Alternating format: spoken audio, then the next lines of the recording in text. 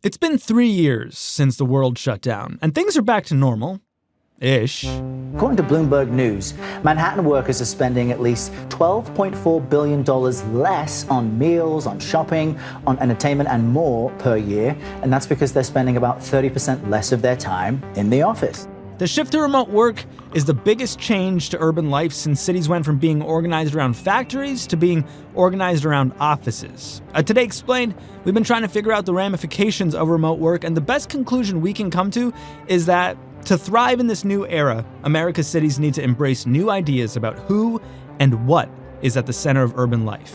Over the next few weeks, we're going to bring you a few episodes on the problems American cities are facing and some solutions too. And today, we're kicking things off with a dose of doom.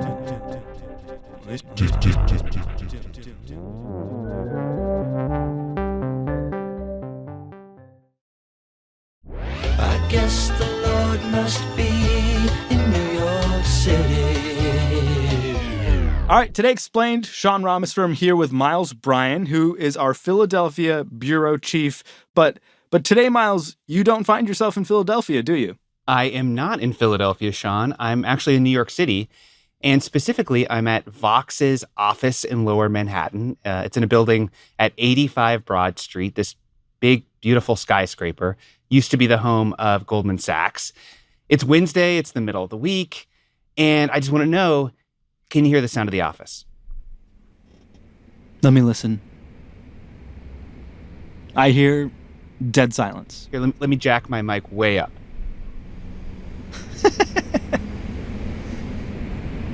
I hear nothing but my internal monologue. The point I'm trying to make here is that it's the middle of the week, it's Wednesday, and it's super quiet in here. Yeah, it's the same way in the DC office, actually. The DC office is totally empty most days. And the reason I wanted to make this point, that the DC office is empty and that our New York office is empty, is that this is a series about cities and their future. And if you care about cities and you're thinking about that future, this is really worrisome to you. The fact that, 3 years into this pandemic, people still aren't going back to their offices at anything near the rate they were before COVID broke out. And I've been talking to a lot of people who think about this stuff and think about what it means for the future of cities. And they have this term for kind of the worst case scenario. It's the doom loop. Doom loop? Say it with me. Doom loop. Doom loop. Doom loop. Doom loop. Doom. Okay, this doom loop, it's sort of a death spiral for cities. The idea of the doom loop is that as remote work pushes down property values, eventually the taxes collected from those offices and urban retail will also fall. That's Stan Van Nieuwerburgh. He's a real estate professor at Columbia who has popularized this idea of the doom loop. He wrote a big paper recently called Work from Home and the Office Real Estate Apocalypse. Stan says that when those tax revenues decline, the city's still going to have to find that money somewhere, right? Yeah. So, look, they'll probably have to raise taxes. Maybe on residential real estate, maybe on income, maybe on businesses, or maybe either on households or on businesses, all of which would make the city a less attractive place to live, to work, to do business. Or Stan says maybe instead of raising taxes, the city would make cuts. It could cut transit service or the school budget or the police budget. All of which would make the city a less attractive place to live. And so, now that fewer taxes are collected, fewer people are living in the cities, property values will fall further, taxes will have to rise further, government spending will have to fall further, more people will leave, and so forth and so forth. And we get into this urban doom loop. So people like us who live in cities and like our cities also like working from home. And what we're getting here is that working from home is going to create this downward spiral that makes our cities worse. Yeah, it could create a downward spiral of declining tax revenue, which leads to declining benefits, which leads to more people moving away. It's not necessarily going to happen, but it could.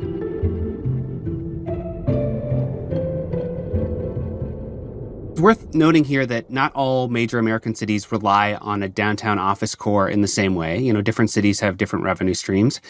But it's a real concern for big cities like New York, Chicago, Seattle, San Francisco. And, Sean, this has sort of become a personal obsession for me. Like you said, the people implicated here are people like you and me. Like I live in Philly, but my team, you, are mostly based in D.C. My wife's office is in New York, but she works out of her home office here in Philly. And I love Philly. I love dense urban places in general. And I want to see them succeed. But right now, I feel like I'm kind of part of the sickness that could cause their downfall. So I wanted to see what was at the heart of all this and if there was a way out. Well, if this is an obsession of yours, I imagine you're the right person to ask if this is something new. Is what we're seeing happen to cities as a result of the COVID-19 pandemic new, or has this happened before? It's not new. Many cities were actually thrown into a doom loop roughly 50 years ago.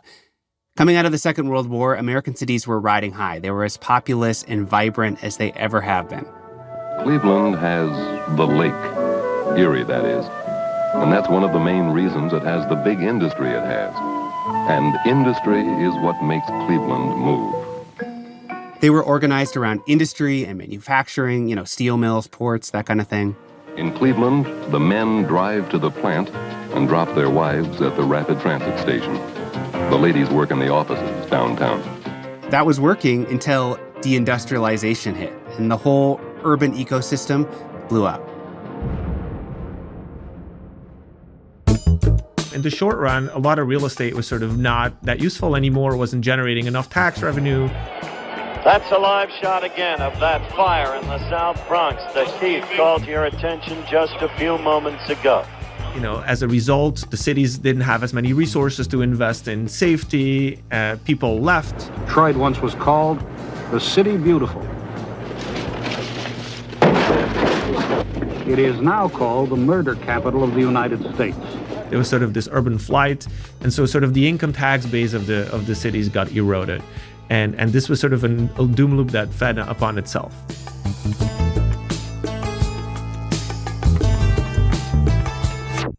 This era of deindustrialization was a total body blow to America's big cities. They all saw huge population declines after 1950. There are some cities that never really fully recovered from deindustrialization, like Detroit. But in the ones that did, the New Yorks and San Franciscos and even Pittsburghs, it was by largely swapping out manufacturing for another kind of work, office jobs. Whether you're looking at Chicago, New York City, San Francisco, you just saw the rise of these office towers that are taking over neighborhoods, which previously would have been dedicated to manufacturing or logistics or transportation. And you also saw the rise of other industries that were catering to these workers. That's Arpit Gupta. He's a professor at NYU and co-authored that paper with Stan. So you may have the meatpacking district here in New York City, for instance, that's now full of clubs and nightlife and restaurants and bars.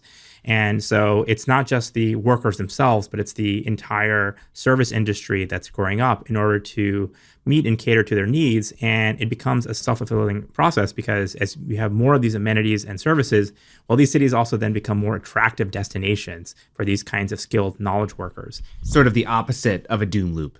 Absolutely. This upswing started in the 90s and lasted up until COVID. So it was an upswing that was great if you worked at Google, but maybe not so great if you worked like retail at the Gap? Yeah, that's a fair point. And, this is a story that focuses a lot on the middle and upper middle class people who now have the option to work remotely. And the reason we're focusing on those people is because they are the ones who are causing this shift. But it's the working class sector that bears the brunt of it. The core issue is that in order for cities to provide opportunity for everyone who lives there, you need to have enough revenue in order to fund schools, in order to fund public service, in order to just kind of fund everything that's necessary in order to keep the city growing. And that just requires a sufficient tax base. So there was this whole delicate financial ecosystem built on office workers coming in to work these knowledge sector jobs in downtown office cores.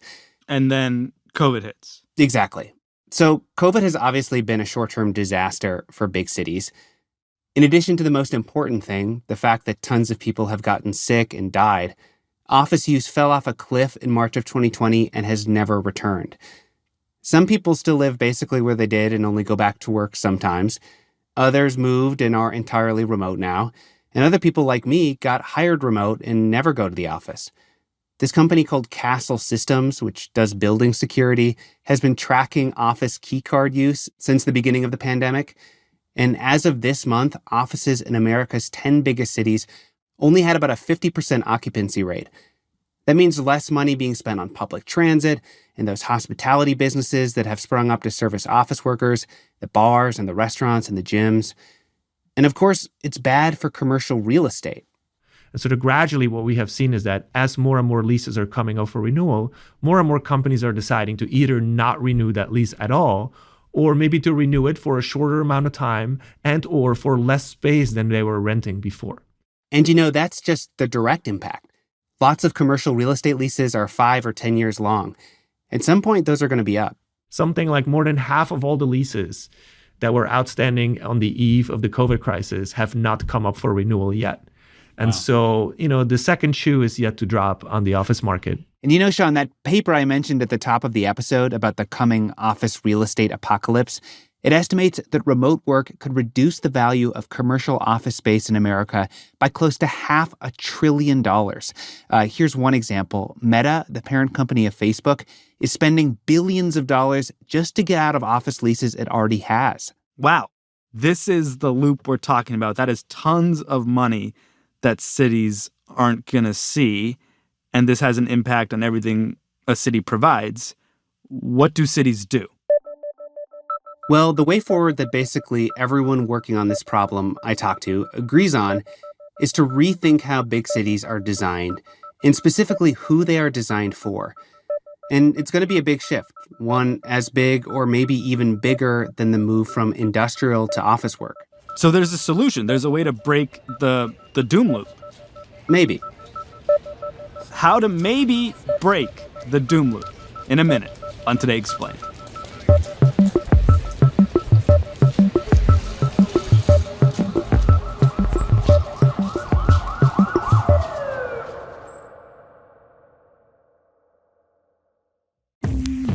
Support for Today Explained comes from Wondery and the podcast American History Tellers First Ladies. When Martha Washington became First Lady of these United States, she had a president by her side, but no precedent to follow. Without a guidebook, she had to define the role for future presidential spouses. What was that like? American History Tellers is a podcast from Wondery that examines the achievements of 5 of America's First Ladies, their origins, the moment they stepped into their role, the ways in which they redefined the traditions to leave their mark on history. You can follow American History Tellers on the Wondery app or wherever you get your podcasts. You can binge this season, American History Tellers First Ladies, early and ad-free right now on Wondery Plus. You can also go deeper, and you can get much more with Wondery's other top history podcasts, American Scandal, Legacy, and even The Royals.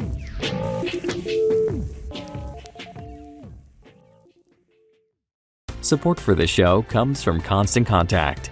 The internet is a funny tool. If you run a small business, it brings countless new ways for you to get your name out there. So many, in fact, that actually leveraging those channels of communication can get overwhelming fast. It might even feel like you need a marketing degree and an extra day of the week to get any movement at all. That's why Constant Contact does the heavy lifting for you. Constant Contact's award-winning marketing platform has powerful tools that make it easy to grow your audience, engage your customers, and sell more to boost your business. In just a few clicks, you can launch a marketing campaign that's tailored to your business and goals. That includes email, social, SMS, and more. So you can sell more, raise more, and fast-track your business growth. And you can count on Constant Contact's award-winning customer support for guidance along the way. So get going and start growing your business today with a free trial at ConstantContact.com. Constant Contact, helping the small stand tall.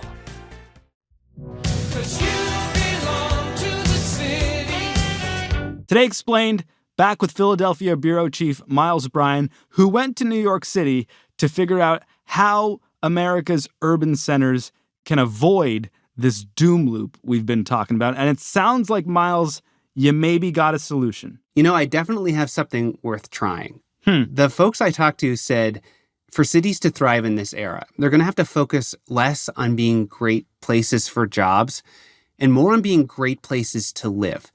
And I know that sounds like a cliche, but stay with me. The idea here is that whether it was industrial jobs or white-collar jobs, cities have been attractive because they have the best employment opportunities. If you want to work in publishing or whatever, you had to live in New York. Even if you can't really afford it, and don't like living in a shoebox apartment. But now you can do that job on your computer probably. So what keeps you in New York? It's not the housing. You could have a bigger house back home in Toledo or St. Louis. What keeps you in New York, if you stay, is all those cultural amenities that we talked about earlier. You know, great restaurants and bars and punk shows and plays. Arpit Gupta said that a city that prioritized being a great place to live would look a lot different. We have trash just lining the streets. We've had this for decades. Arpit's talking about the particularly New York thing where there aren't alleys or dumpsters, and so businesses just stack huge piles of garbage outside their business. And in some neighborhoods, that's every night. It just kind of speaks to a level of complacency, I think, with our governing class, right? People just look at all this trash lining the streets and they're like, well, people have no other option. They have to love New York, best city in the world. And I think we should take a different perspective and say, look, actually the trash on the street is a disincentive for people to live here. It makes it less likely that someone will continue to stick around. And so we can instead put the trash in the bins, and maybe that takes up a parking spot on the street. But guess what? Those parking spots are being taken by commuters coming in from out of state. And so we don't need to prioritize them as much as the people that actually live here. I mean, I think the Bridge and Tunnel crowd, as well as residents of New York City, would all agree less trash on the streets in New York would be great. But how does this fix this bigger problem of office revenue, for example? Yeah, well, picking up trash on the street would make quality of life marginally better for cities' residents, right? But what's a much bigger problem for people living in cities is high rents and high cost to buy a place to live. There's now a whole lot of empty buildings that could use new tenants. What the city of the future might look like is a place where people love to live because there's just a lot of fun things to do. And so that requires sufficient housing. It requires sufficiently affordable housing, which requires more housing than what we currently have. And so there's a real opportunity here to convert some of these offices into apartments and, have retail on the ground floor, have bars and restaurants on the rooftops, have that mixed use. This isn't a hypothetical pie-in-the-sky dream, converting offices into residence. It's happened before. And in fact, a lot of people pointed me to what's been happening over the last couple of decades in the neighborhood our New York office is in, Manhattan's financial district.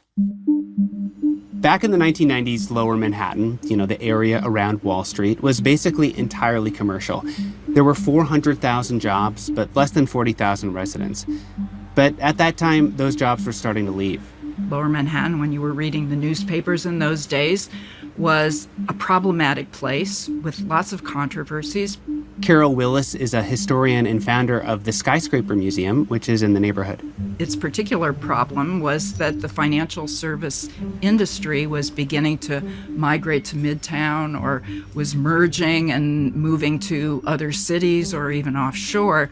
So the center of downtown was being hollowed out in terms of the value of the commercial real estate. Sort of similar to what's going on right now. Yeah, sort of. Lots of offices in that area are vacant once more. But this time there are way more people around after 5 p.m. and on the weekends. I actually met Carol because her museum was hosting an exhibition a few months back about the residentializing of Lower Manhattan. Since the year 2000, the population of that area has more than doubled.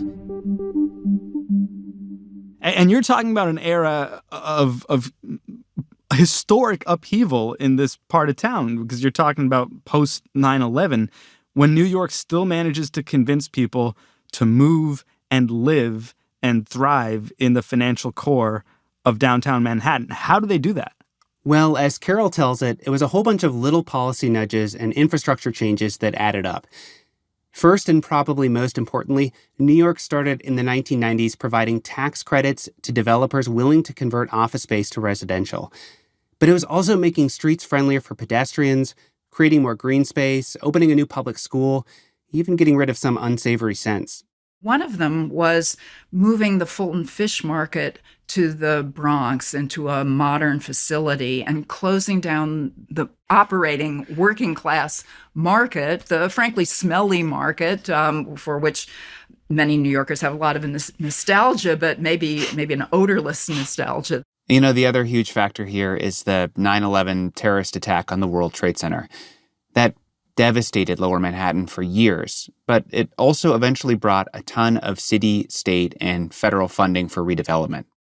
So it sounds like there's a bunch of policies that can help make this happen, but how do you actually convert an office building into apartments? It is really hard.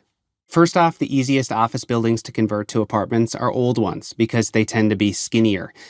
Newer office buildings are often deeper, which means there's a lot of space without access to a window. And even when a building is a good candidate to convert, it's still really expensive. But in the financial district, it's been pretty successful, that mix of quality of life developments and tax credits. About 13% of office space there was turned into apartments between 1995 and 2006. Okay, so even if they figure out the building, you still live in an area that was designed for offices. And even if you go to downtown Manhattan today, you don't see a ton of green. Did you talk to people who actually live there? I did. Check 1, 2, 3, 4, 5, standing in the lobby of the Downtown Athletic Building. I'm Miles. How you doing? I met this guy named Paul Lewis at his condo in Lower Manhattan. It's in a building called the Downtown Club, formerly known as the Downtown Athletic Club. One of the nice things about the lobby is you get to see what it used to be like. Oh, cool. So this gives you a sense of the plan of the thing, that it did have bowling alleys and swimming pools and all kinds of other amenities. Each program took up an entire floor. So this guy lives in a gym? Yeah, it was a gym for people who worked on Wall Street. So not an office conversion exactly, but the principle's the same. Taking a space that's designed for 9-to-5 use and making it fit to live in. How did it smell? It smelled great. Paul and his wife are both architects, and they had a lovely home. When we stood in the living room where they live with their 2 kids, it just looked like a gorgeous, tasteful New York apartment with big, beautiful windows. But then, they showed us where they sleep, which is a room with no windows at all. Oh! We live out here, and we really only sleep in those rooms back there. So, the bedrooms don't have windows? They're technically home offices. Yeah, they're studio spaces. Yeah, so. Which is like hard for it. Typically, an apartment has to have a window in the bedroom. Right. So legally, they are studio spaces. They're home offices, and that's not untypical in conversions with deep floor plates. So. Are you going to get in trouble if I put this on the radio? Legally, this is our bedroom. It's just that we don't sleep here very often. So, just to be clear, we're looking at a very nice living room where I do not see a bed. Yeah, it's cleverly disguised as a bookcase at the moment. I don't know, Miles. If this whole thing is about quality of life, you're not selling it with this guy who sleeps in a dark closet. This is a total diversion, but he and his wife said they sleep incredibly well. It's this cave of darkness. Stop trying to make sleeping in a windowless room happen, Miles. Paul and his wife, Kim, they first moved to this area in the 90s, living near that smelly fish market. They left for years, but came back in the mid-2000s. Paul says they were drawn back by a new school opening up, and also because they missed the diversity of the architecture. But over time, it's actually become a much more vibrant neighborhood to live in because you don't have the same thing on every corner. You don't have the self-similarity of a residential neighborhood, but it still works really well. This is an example, plus or minus how you feel about windows, of this working out in New York City pre-pandemic. Are there any cities doing this stuff right now? Slowly, but yes. Politicians in cities like Chicago and Los Angeles are pursuing plans to subsidize office to residential conversion. DC is offering tax incentives to do the same. And in New York, the city is actually leading a big push to convert offices. In fact, some outlets are reporting that developers are nearing a deal to acquire a stake in the former Goldman Sachs HQ. Reportedly, the plan is to redevelop at least some of it into housing. This building is at 85 Broad Street. You and I know it as the home of the Vox Media office. Our very office is going to be apartments. They got nice views over at that office. The views are beautiful, and maybe the deal hasn't closed yet. But look, that anecdote probably puts too neat of a bow on this idea. Converting empty office buildings to residences is really hard. It won't happen in a lot of places. And in the cities where it does happen, it'll be a fairly small portion of the office stock. Lower Manhattan is still very much a commercial area, right? But residentializing even a little portion of a city's downtown can have a big effect. Every couple like Paul and Kim are shoppers, transit riders, eyes on the street. They make downtown more vibrant in all sorts of ways. And in doing so, they're bulwarks against the doom loop that cities are trying to avoid.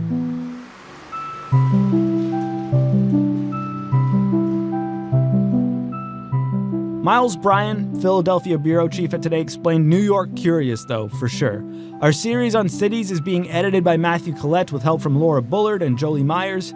We're being mixed and mastered by Paul Robert Mounsey. And next time on the series, we're going to take a look at transit. In the District of Columbia, people got to stop paying for buses during the pandemic. Now, DC's City Council is trying to make buses free forever. Can free transit happen? We're going to ask in a week on Today Explained.